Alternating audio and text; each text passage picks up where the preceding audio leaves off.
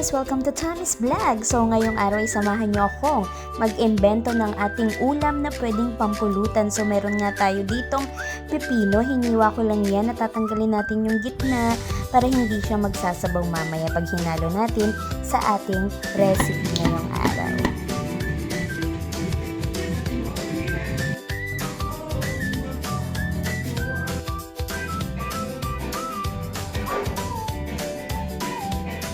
So, pagkahiwa nga natin ang ating mga gagamiting ingredients, ay ito na nga at ating pinainitan na ang ating kawalit. Nilagyan natin yan ng mantika dahil ipiprito po natin ang ating marinade na liempo. So, dito nga mga katanis ay hindi ko na ipapakita sa inyo ang pagpiprito nyo na talagang tumatalsik. Pakinggan nyo na lang to, nirecord ko. Diba pag natalsikan ka sa balat, talaga naman paknit ang balat mo na iningat-ingatan mo. So, after nga ng ilang minuto, ito na ang ating pritong baboy na minarinade. So, diba ang bilis? Tapos, hihiwain lang natin ng ganyan yan, bite size lang. At tingnan nyo naman ang crispy-crispy niya talaga.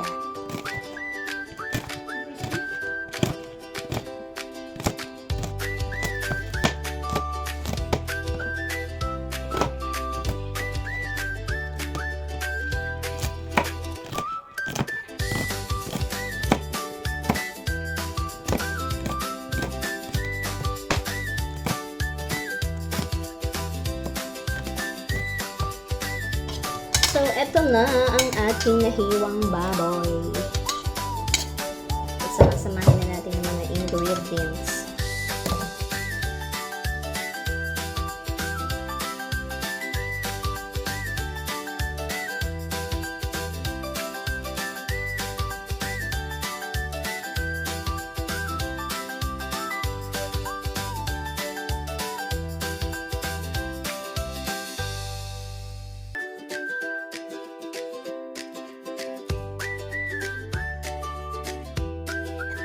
Diba, filingera? Kala mo, chef tayo dito.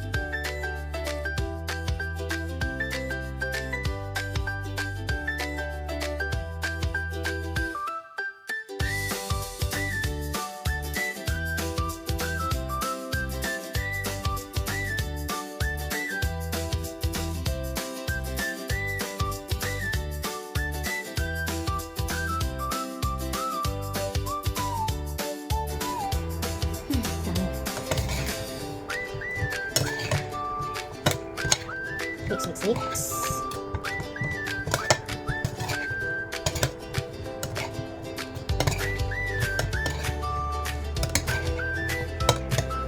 Wow! So, after 100 years, close-up look sa ating imbentong ulam.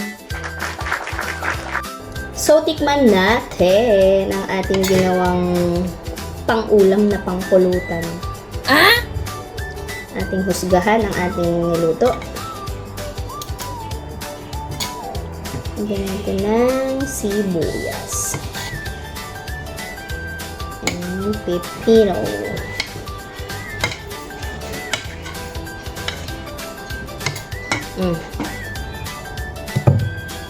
Tignan natin kung mapapasarap tayo. Ano? Mapapawata sa sarap.